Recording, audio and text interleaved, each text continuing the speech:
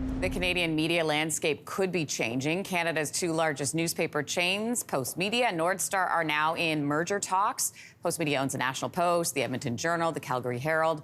Northstar owns the Toronto Star and Metroland Media Group. So these companies say the reason they're talking a merger is that they need to adapt as more Canadians get their news in a digital format.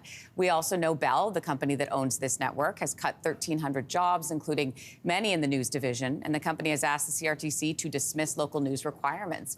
For a closer look at the future of how Canadians get their news, we are joined by Professor Emeritus Chris Waddell, the former director of the School of Journalism and Communication at Carleton University. Welcome, Professor. Thanks very much, Lindsey. So in this joint press release, Northstar and Post Media say there is an existential threat facing the media industry. I mean, how did we get here?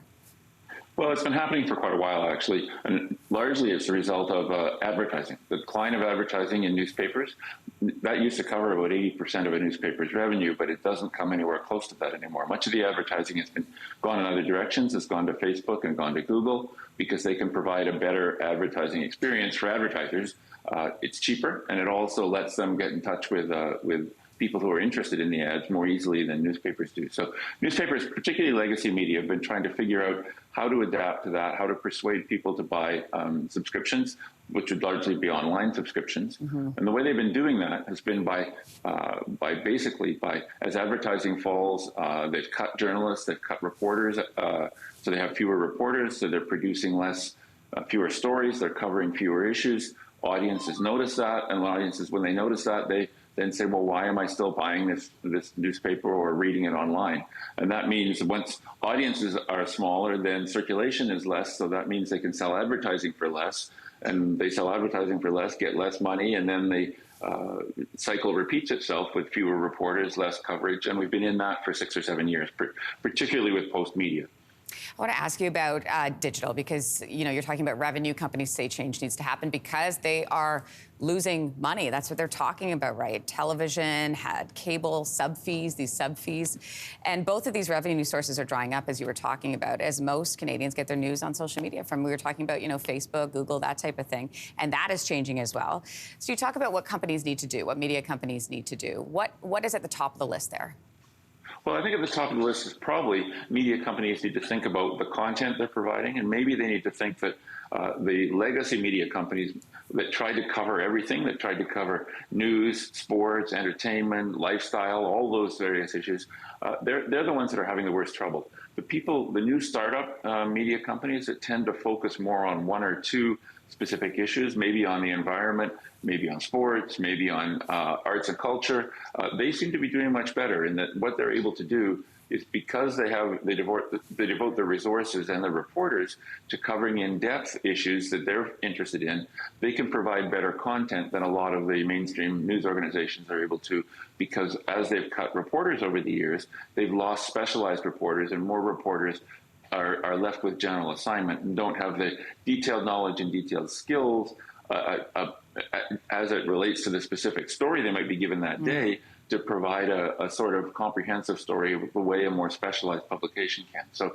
I think the legacy media may need to think about narrowing the things that it does, and it also desperately needs to start reinvesting in the number of reporters it has. The challenge in this announcement is that it appears mostly that Post Media is continuing to do what it's been doing for the past 6 or 7 years, which hasn't been successful. You know what I'm thinking about? I'm thinking about people who live in smaller locations right across this company, what news is going to look like potentially in the next couple of years for them when it comes to local news.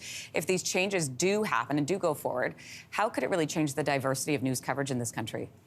It's already changing quite a lot, actually. We've seen a lot of news organizations shut down, whether it's community papers, radio stations, television stations over the past 6 or 7 years.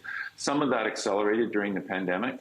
In other cases, it was publications that used to be daily went to weekly.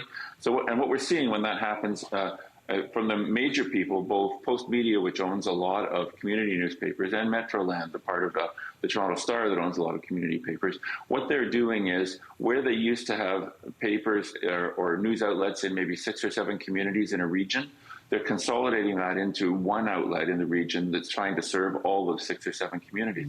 The problem with that is that it means there's less news about each of the 6 or 7 communities, and the news organization has tried to substitute stories and columnists that they think would appeal to everybody across the whole region. The problem is that it doesn't. And so that's when people decide they don't need to subscribe or don't need to read that publication anymore. And that's where we're seeing the cycle I was talking about a few minutes ago taking place. And so far, no one's figured out how to break out of that, because no one has been willing to. The traditional news organizations have not been willing to substantially alter what they're doing and think about being something entirely different. Professor Emeritus Chris Waddell, we appreciate your time this morning and insight. Thank you. Thanks very much. And a reminder to our viewers that CTV and CTV News Channel are owned by Bell Media. Hey, thanks for watching. If you liked this, be sure to subscribe here, or you can check out more Your Morning videos right here.